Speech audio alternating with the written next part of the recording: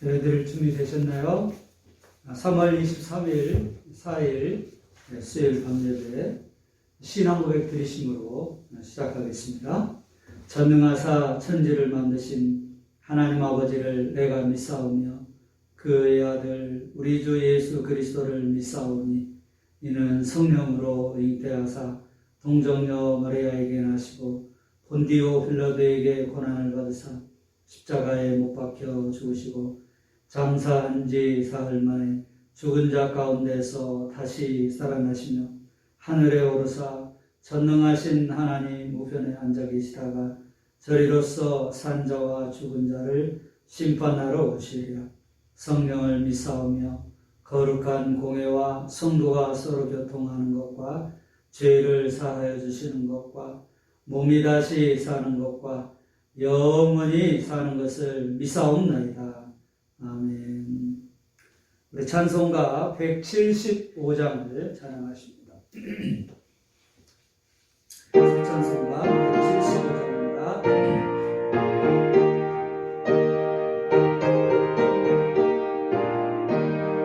신랑 되신 예수께서 다시 오실 때 밝은 등불 들고 나갈 준비됐느냐. 그날 밤에 주님 맞을 등불이 준비됐느냐. 예비하라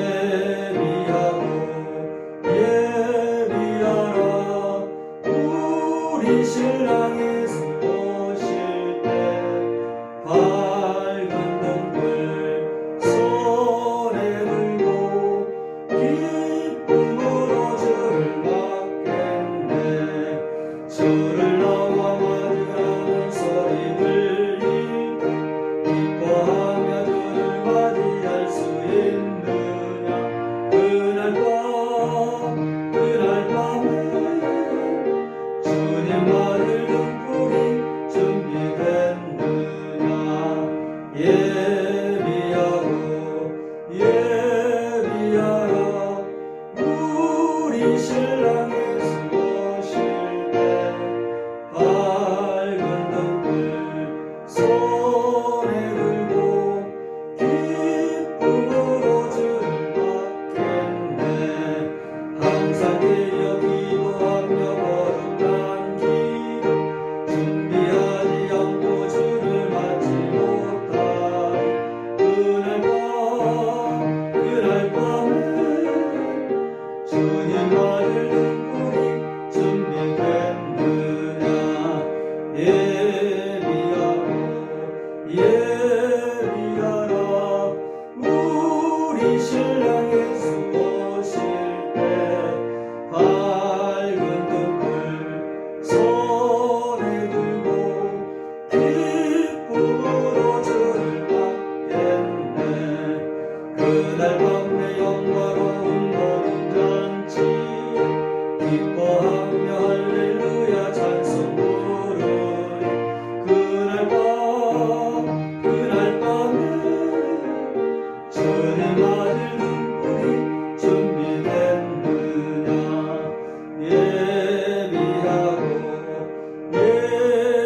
예비하라 우리 신랑 예수 오실 때 밝은 등불 손에 들고 기쁨으로 주를 받겠네. 우리 이 시간에 함께 기도하며 나아가겠습니다.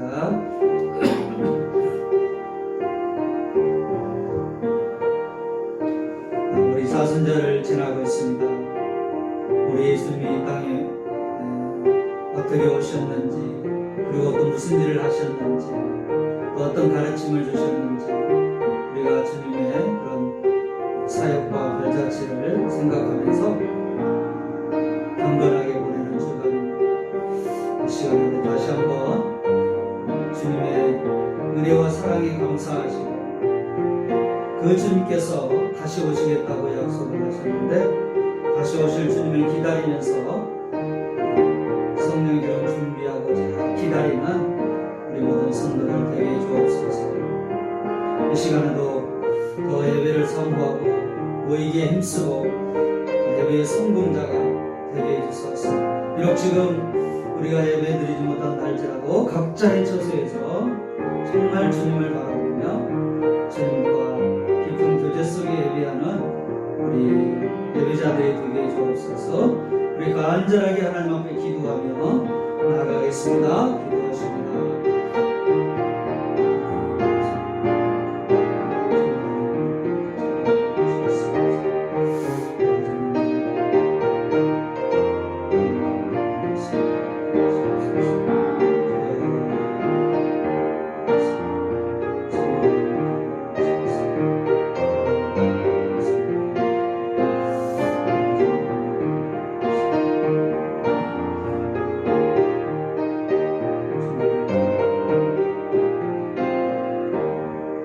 하나님 아버지 감사합니다. 죄와 허물로 죽을 수밖에 없는 우리들, 그래 사단의 종 노릇하며 영원한 멸망의 형벌을 받아야 될 우리 인간들을 하나님께서 사랑하사 외아들을 이 땅에 보내주시고 우리 예수님 그 말씀에 순종하여 하늘보좌를 부르고 이 땅에 오셔서 우리 인간을 구원해 주셨고, 또한 온갖 고난과 인간이 겪어야 될 모든 짐과 고통을 채울하시고 십자가의 죽으심으로 우리를 죄에서 사망 권세에서 우리를 구속해 주셨습니다.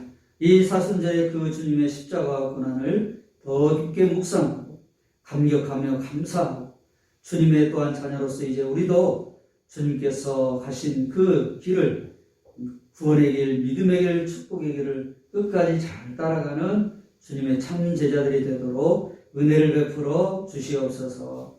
하나님 아버지, 오늘 또 예배에 나온 우리 성도들에게는 어제 정말 삶에 하나님의 놀라운 짐을 대신 져주시는 그 주님의 사랑과 은혜를 더 깊게 경험하게 하시고, 부득이하게 나오지 못한 우리 성도들 하나님 각자의 처소에서도 잊지 않고 예배하며 또한 말씀을 사모하는 우리 성도들이 되게 하여 주옵소서. 코로나로 사회적 거리가 멀어졌다고 주님과의 거리도 멀어지지 않도록 우리 성도들 한 사람 한 사람 붙잡아 주시고, 오히려 이 어려울 때 더욱더 주님과 깊은 교제 가운데 더 친해지는, 주님과 동행하는 주의 백성들이 되게 하여 주옵소서. 이 시간에도 말씀해 주시고 내 기도에 응답해 주실 줄 믿사옵고 예수님의 이름으로 감사하며 축복하며 기도하옵나이다. 아멘. 오늘 받으실 하나님 말씀은 마태복음 25장이 되겠습니다. 마태복음 25장 1절로 13절. 제가 가진 성경은 신약성경 43페이지가 되겠습니다. 신약성경 43페이지 마태복음 25장 1절로 13절. 한 목소리로 합독하시겠습니다. 마태복음 25장 1절로 13절입니다. 시작. 그때의 천국은 마치 등을 들고 신랑을 맞으러 나간 10처녀와 같다 하리니 그 중에 5은 미련하고 5은 슬기 있는 자라.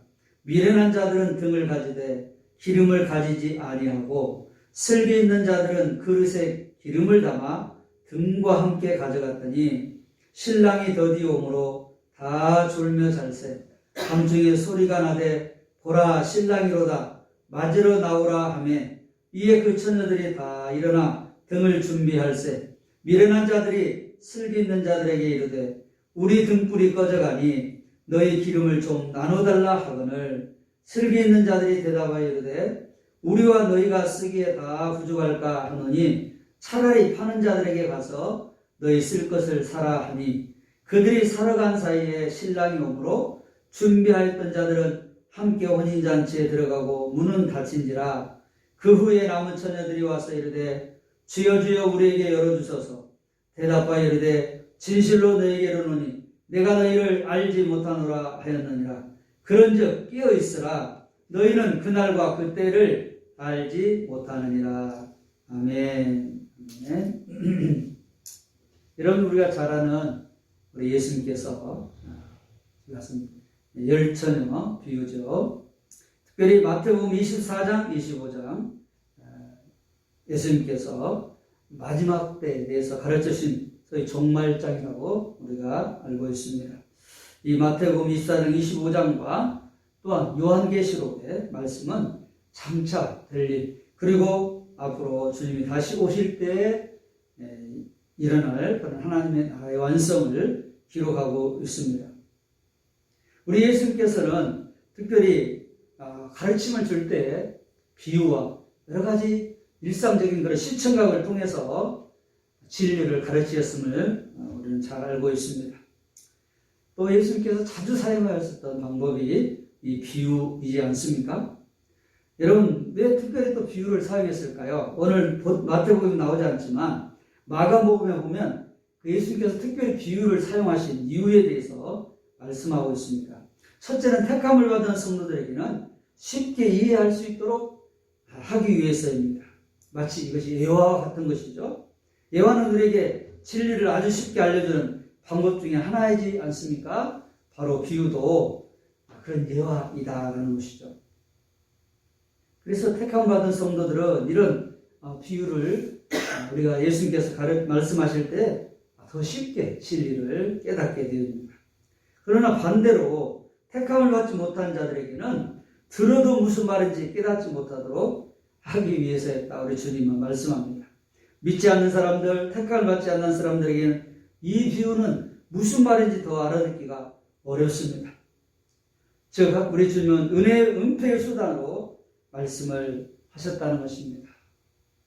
개들에게 진주를 던지지 말라, 돼지에게 진주를 던지지 말라, 이런 말씀이 있잖아요. 여러분, 진리는, 이 복음은 택함을 받은 성도들에게 주신 것이죠. 근데 그들에게는 더 쉽게 이 복음을 깨닫을 수 있도록 하나님께서, 우리 주님께서 은혜의 방편으로 우리에게 허락해 주셨습니다.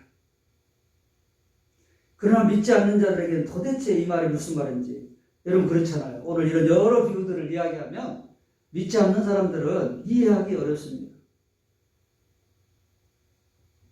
여러분 오늘 본문의 열처녀 비유도 우리 예수님께서 특별히 무슨 지어낸 이야기도 있지만 많은 사건 속에 일반적인 그런 흔히 접하는 그런 문화라든가 또 자연물이라든가 이런 것들을 통해서 우리 예수님 그 비유의 놀라운 진리를 비유를 통해서 가르쳐 주시죠. 오늘 이 열처녀의 그런 혼인잔치도 동일합니다. 우리 예수님께서는 유대인에게 있어서 이 결혼 예식, 혼인잔치를 비유를 통해서 오늘 마지막 때 우리 성도들이, 하나님의 백성들이 어떻게 이 종말의 때를 준비하고 기다리고 그렇게 믿음 생활을 해야 되는가의 자세와 모습에 대해서 가르쳐주고 있습니다. 교훈하고 계십니다. 우리가 이 혼인잔치를 더 이해하기 위해서 우리 유대인의 결혼 예식, 우리 혼인잔치를 조금 더 살펴볼 수가 있는데요. 우리하고는 조금 문화가 다릅니다. 유대인들은, 여러분, 우리는 약혼식을 하지 않습니까? 지금 물론 많은 경우에 약혼식을 생략하고 바로 결혼식을 합니다만은 대부분 예전에는 약혼식을 했습니다. 약혼식을 하고 나중에 결혼식을 하죠. 그런데 유대인들은 정혼식을 합니다. 그래서 마태복음에 보면 요셉과 마리아가 정혼했다라고 이야기하지 않습니까? 조금 다르죠. 그리고 우리는 결혼 예식을 먼저 거행하고 잔치를 합니다. 그렇죠? 결혼 예식을 마치고 같이 식사를 하고 이렇게 합니다. 그러나 유대인들의 경우는 잔치를 먼저 하고 결혼 예식을 그 다음에 하죠. 요한복음 2장에 보면 여러분 잘 아는 가나 혼인잔치에서 예수님께서 물을 포도주로 만든 그런 사건이 나오는데 그것이 바로 혼인잔치. 잔치를 하고 이제 혼인 예식을 하게 되는 것이죠. 또한 우리는 대부분 특별한 경우 빼놓고는 낮에 결혼 예식을 하지 않습니까? 그러나 유대인들은 결혼 예식을 밤에 거행합니다. 오늘 본문에 보면 6절에 밤중에 소리가 나되 보라 신랑이로다 맞으러 나오라 합니다. 밤중에 결혼 예식을 거행하게 됩니다.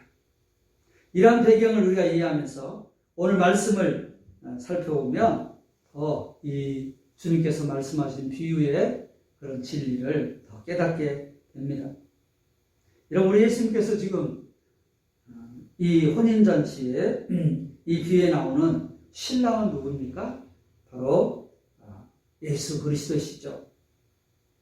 다시 오실 예수 그리스도. 더 구체적으로 이야기한다면 그렇습니다.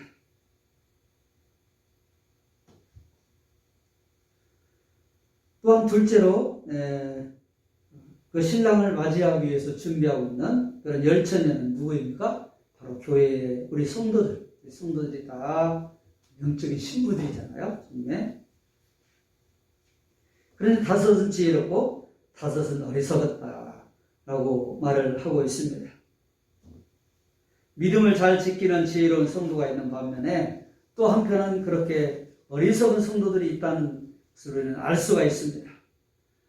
셋째로 등과 기름은 여러분 눈에 보이는 외형적인 신앙과 생활과 보이지 않는 그 내면적인 신앙생활을 말씀하고 있습니다. 본문에 여러분 처녀들이 등을 들고 신랑을 맞으러 나왔다고 했습니다. 다 이 열 처녀들은 공통점은 뭐예요? 다 등을 들고 있었습니다. 교회에 나오는 모든 성도들 다 이렇게 하나님의 자녀라고 우리가 생각을 하지요. 다 저 사람은 크리스찬이구나, 교인이구나, 성도구나, 교회에 출석을 하고 봉사를 하고 그러니 알 수가 있죠. 그래서 사람 앞에 이렇게 눈에 보이는 그런 행위를 말합니다. 교회에 출석하고 봉사하고 전도하고 구제도 하고 또 직분도 받고 이런 사람들이 겉으로 볼 수 있는 그런 외형적인 신앙생활을 말하고 있습니다. 그러나 기름은 교회에 나오는 사람마다 다 준비된 것이 아니죠. 열 처녀가 다 기름이 있었던 것이 아니에요. 등은 다 있었지만 기름은 슬기로운 다섯 처녀만이 기름을 준비하고 있었습니다. 그럼 우리 예수님께서 지금 비유로 말씀하신 이 기름이 뭐겠습니까? 등이 밖에서 누구나 볼 수 있는 그런 외형적인 신앙생활의 모습이라면 기름은 눈에 보이지 않는 내면적인 신앙생활이라고 말씀드렸습니다. 여러분, 우리 하나님과의 영적인 교제, 주님과의 영적인 교제는 눈에 보이지 않습니다. 우리가 요즘 주님과의 동행하는 삶을 살자 해서 우리가 신앙 점검표도 하잖아요. 날마다 아침에 일어날 때 예수님 생각했습니까? 잠자리에 들 때 예수님 생각했습니까? 우리 모든 삶 여정 속에 주님과 이런 깊은 교제 속에, 동행 속에 우리가 살아가자. 우리 자신을 체크해보는 그런 신앙 훈련을 하고 있습니다. 여러분, 이런 영적인 교제는 눈에 보이지 않죠. 얼마나 잘 갖고 있는지 본인만이 알 수 있습니다. 여러분, 성령 충만 받은 것도 눈에 보이지 않죠. 내면의 깊은 성령의 기름 부으심을 받는 그런 것도 눈에 보이지 않습니다.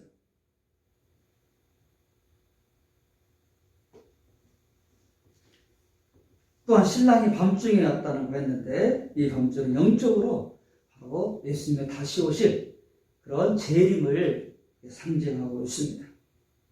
예수님께서 이렇게 마지막 때 오게 될 건데, 종말에 오게 될 건데, 이 종말은 두 가지로 우리 종말을 생각하게 되죠. 한 가지는 우리 개인적인 종말이 있습니다. 여러분, 우리가 언젠가는 죽음을 맞이하게 되잖아요. 우리 개인적인 종말을 맞으면 우리가 주님을 그때 신랑을 맞게 될 것입니다. 우리 육체는 땅으로 가지만 우리 영혼은 이제 예수 그리스도를 믿는 하나님의 자녀들은 천국에 입성하게 됩니다. 그래서 우리가 성도들이 이 땅을 떠났을 때 천국 환송 예배라 해서 우리 장례식을 그렇게 표현하지 않습니까? 둘째는 역사적인 종말론입니다. 우리가 말하는 우주적인 종말이죠. 다시 말해서 예수님이 재림할 때 우리는 신랑 되신 예수님을 그때 만납니다. 우리는 개인적인 종말이든지 역사적인 종말이든지 언젠가는 이 종말을 맞이하게 될 터인데 이 종말을 잘 준비하는 사람이 되어야 합니다. 자, 오늘 이 열천 비유를 통해서 우리 예수님께서 우리에게 주시고자 하는 메시지가 무엇일까요? 교훈이 무엇일까요? 영적인 진리가 무엇일까요? 우리 몇 가지만 함께 살펴보면서 우리가 이 사순절에 그리고 예수님이 이 땅에 오셔서 2000년이 지난 지금 이제 우리가 흔히 말세지만 말세 중에 말세이다 라고 이야기를 하는데 정말 이 마지막 때에 우리 예수님의 가르침을 다시 한번 우리 가슴에 새기고 이 열천의 비유를 통해서 우리가 이 마지막 때에 종말의 때에 주님이 재림이 가까울 때 어떻게 우리가 신앙생활을 해야 되는지 오늘 주님이 주신 이 가르침과 교훈을 가슴에 새기시는 그래서 주님이 언제 재림하신다 할지라도 내가 언제 개인적인 종말을 맞아 죽음을 맞아 주님 앞에 서게 된다 할지라도 영광스러운 하나님의 자녀로 주님을 맞이할 수 있는 저와 여러분이 되어야 될 줄로 믿습니다. 여러분 몇 가지 한번 살펴보면 첫째, 예수 그리스도께서는 교회로 하여금 또한 신부들로 하여금 우리 성도들로 하여금 그의 기쁨의 천국 잔치에 참여하도록 초청하셨다라는 것입니다. 여러분 우리가 얼마나 감사한 일입니까? 우리 신랑 되신 예수님께서 저와 여러분들을 신부로 초청했습니다. 이제 눈물도 슬픔도 고통도 없는 그 하나님의 나라에 천국잔치에 영원토록 주님과 함께 교제하며 주님과 안식하는 그런 축복의 삶을 우리에게 약속해주고 계신다는 여러분 우리가 이것을 기억한다면 우리는 절대로 이 땅에 자그마한 것 때문에 미련을 가지거나 또 조금 어렵다고 낙심을 하거나 이 세상에 매이지 않을 수 있다는 것입니다. 우리가 왜 이렇게 낙심하고 흔들리고 좌절하고 기쁨을 잃어버리고 그렇습니까? 우리 이 땅에 어떤 것 조금 그런 것들을 잃어버렸다고 무엇이 안 된다고 또 어렵다고 우리는 주님이시는 참 이 천국의 기쁨 구원의 감격을 잃어버리고 살아가잖아요. 그러나 우리가 다시 한번 이 혼인잔치를 통하여서 저와 여러분 주님께 초청받은 그런 영적인 신부라는 사실을 기억하면서 그 영광스러운 혼인잔치 우리가 신부로 신랑 되신 예수님을 혼인 예식이라고 영원토록 하나님의 나라에서 주님과 함께 사는 그런 축복을 우리에게 약속해 주셨다는 사실을 기억하면서 정말 감격하며 살아가는 나는 주님의 신부다. 우리의 신, 우리의 신랑이 되신다. 그 주님께서 지금 천국잔치를 예배해 놓으시고 우리를 데리러 오셔서 그 혼인 예식을 거행한다. 라는 것을 생각하면서 영적인 신부라는 그런 자긍심과 그런 감사함, 그런 은혜를 가지고 하루하루 다시 오실 예수님을 기다리며 살아가는 그런 저와 여러분이 되어야 될 줄로 믿습니다. 두 번째로 또 우리가 한번 생각해 볼 수 있는 교훈은 형식만 갖춘 그런 종교인이 되어서는 안 된다는 것입니다. 오늘 열처녀에 비해서 슬기로운 다섯처녀와 미련한 다섯처녀의 차이점이 뭐죠? 등은 공통점이에요. 다 등을 가지고 있었어요. 그러나 미련한 다섯처녀는 기름을 준비하지 않았고 슬기로운 다섯처녀는 기름을 준비했지요. 이런 미련한 다섯처녀는 뭐예요? 등만 준비했어요. 껍데기는 있어요. 등은 뭐죠? 아름다운 등이 있어요. 그러나 그 안에 기름이 다 가득 차 있지 않기 때문에 여러분 금방 등만 있으면 무엇합니까? 그 등에 불을 밝히지 못한다면 아무 의미가 없잖아요. 아무리 좋은 차가 있으면 무엇합니까? 거기에 기름이 차 있지 않아서 기름이 떨어지면 갈 수가 없잖아요. 아무리 좋은 차라도 소용이 없어요. 당연히 등은 필요합니다. 등이 있어야 기름을 담을 수 있죠. 그러나 등만 있어서는 안 된다는 것이죠. 등뿐만 아니라 반드시 등을 밝힐 수 있는 기름이 있어야 등의 그런 가치가 발휘가 되는 것이죠. 등과 기름은 같이 해야 되는 형식과 내용이 같이 있어야 합니다. 형식이 필요 없다는 것은 아닙니다. 우리 경건의 의식, 여러 가지 이렇게 문화적인 전통 다 필요해요. 그러나 그런 형식만 있어서는, 의식만 있어서는 안 된다. 직분만 있어서는 안 된다는 거예요. 우리 예수님께서 바리새인과 서기관들, 종교 지도자를 향해서 가장 책망하신 내용이 뭐예요? 우리가 그동안 살펴보지 않았습니까? 경건의 모양은 있으나 경건의 능력은 부인하는 자니 이 같은 자들에서 네가 서라. 사도 바울을 통해서 우리 주님은 또 말씀하시죠.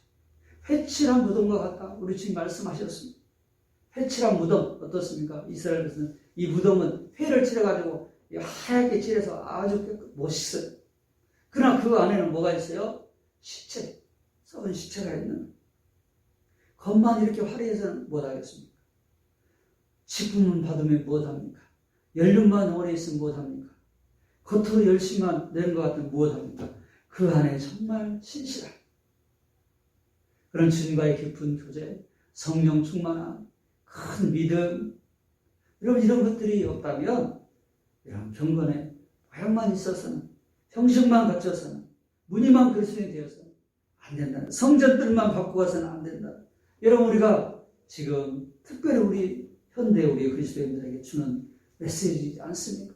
우리가 혹시라도 이런 형식만 갖춘 종교인이 되지 않는지. 어제 지난 교사 세미나에도 이야기했지만 여러분 가난한 성도,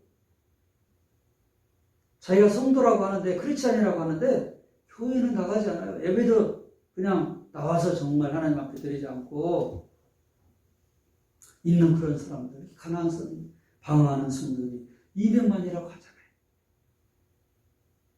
여러분 우리는 등만 갖춰서는 안 되고 등과 기름을 같이 갖추는 참 그리스도인이 돼야 된다라는 것이에요. 그래서 우리가 재림의 주를 만나기 위해서는 반드시 기름을 준비해야 합니다.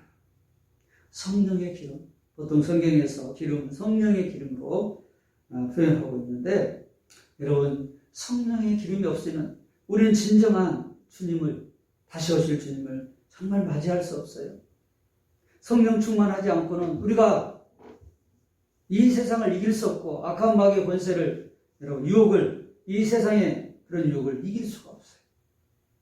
그래서 우리가 전도하고 또한 증인된 삶을 살고 사명을 감당하기 위해서도 어떻습니까?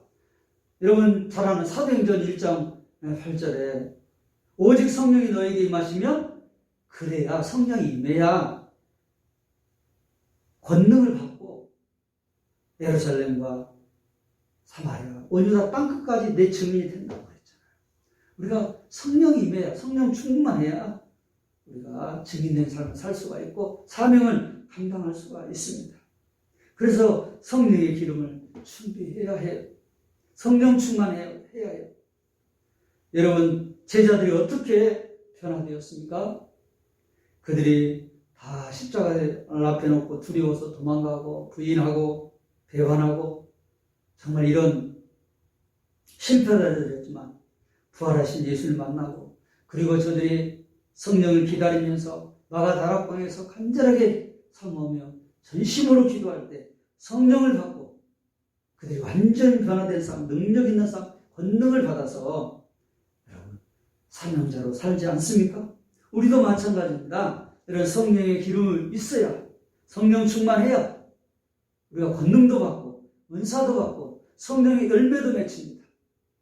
우리 인격이 변화되고 우리의 삶이 아름다운 이런 신앙의 열매, 성품의 열매가 맺는 것도 우리 힘으로 되는 게 아니에요. 내가 의지로 결단한다고 해도 되는 것이 아닙니다.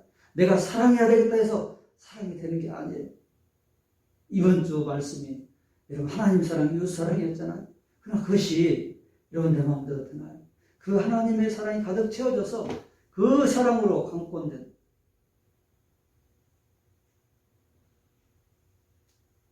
그 아가페 사랑이 우리를 사랑하게 하고 원수까지도 사랑할 수 있는 힘을 주는 것이지 우리가 의지로 결단한다고 해서 되는 것이 아니라는 것입니다. 그러므로 우리가 재림의 주님 만나기 위해서는 반드시 슬기로운 다섯 처녀처럼 이 성령의 기름을 준비해야 합니다.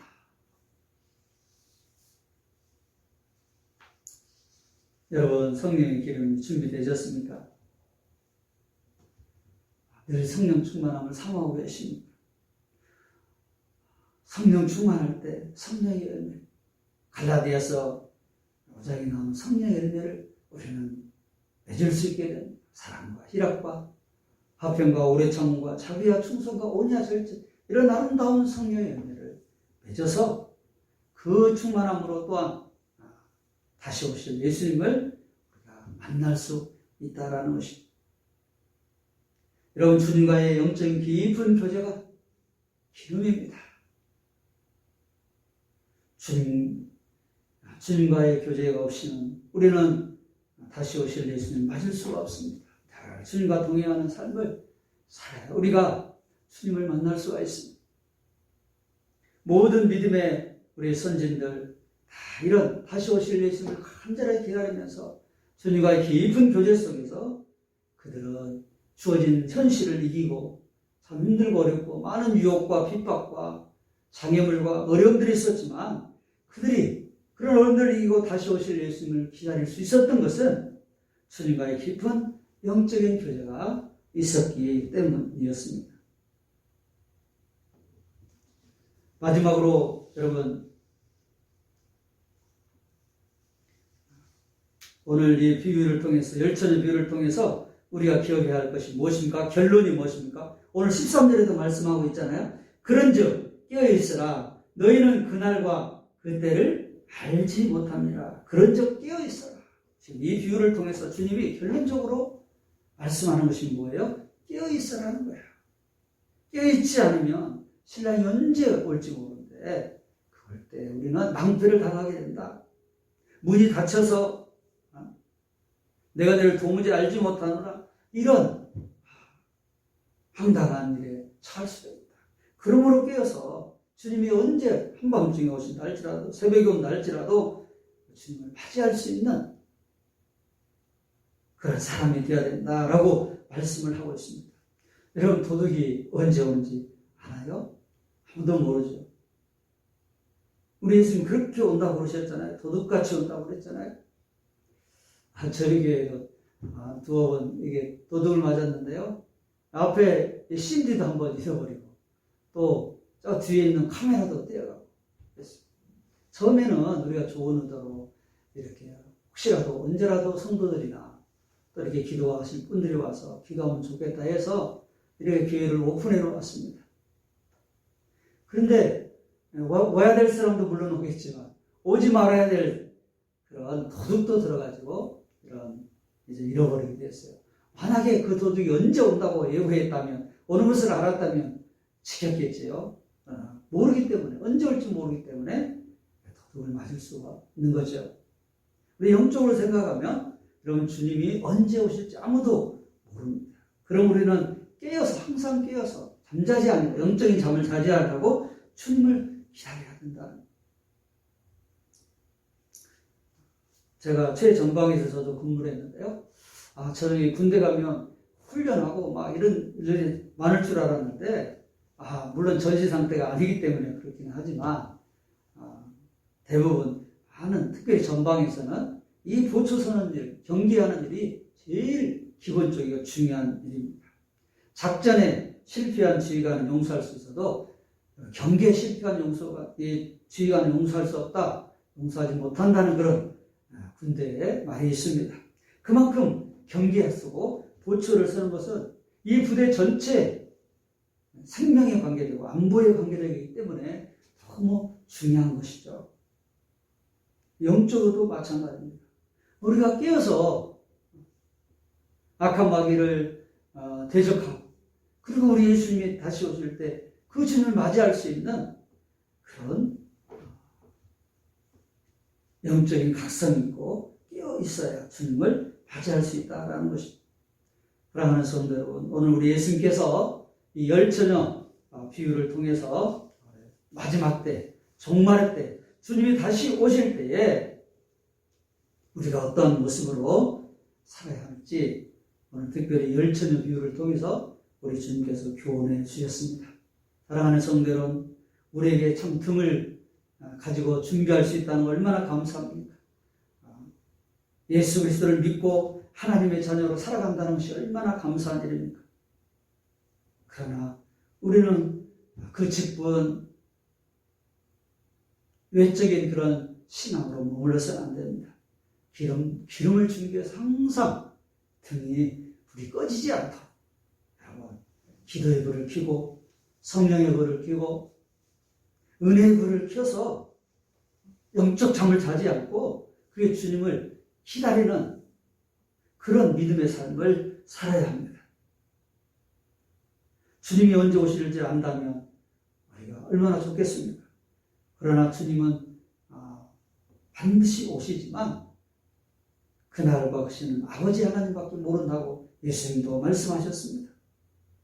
그러므로 주님이 언제 오실지 알 수 없기 때문에 우리는 늘 깨어서 또 기름을 충만하게 등에 채워서 그렇게 신앙생활 잘함을 통해서 주님이 언제 오신다 할지라도 아멘 주 예수여 오시옵소서 그렇게 주님을 다 맞이할 수 있는 우리 신창교회식 모든 그런 성도와 자녀들이 다 되시기를 주님의 이름으로 축복합니다. 주님의 이름으로 축복합니다. 기도하겠습니다. 자, 오늘 주신 말씀을 생각하면서 하나님 아버지 우리에게 슬기로운 다섯 처녀가 되게 해주세요. 주님이 오실 때에 미련한 다섯 처녀처럼 문이 닫혀서 정말 들어가지 못하는 그런 안타까운 일이 일어나지 않도록 늘 슬기로운 다섯 처녀 영광스러운 그 행복한 아름다운 혼인잔치 우리 신랑 되신 예수님과 함께 신부로 참여할 수 있는 하나님 우리 모두가 되게 해주시옵소서. 늘 깨어서 주님 맞을 준비하며 살아가는 믿음의 백성들이 되게 하여 주옵소서. 오늘 주신 말씀을 다시 한번 주님의 말씀을 기억하면서 그렇게 깨어서 주님을 기다리며 살게 되고 간절하게 기도하며 기도하십니다.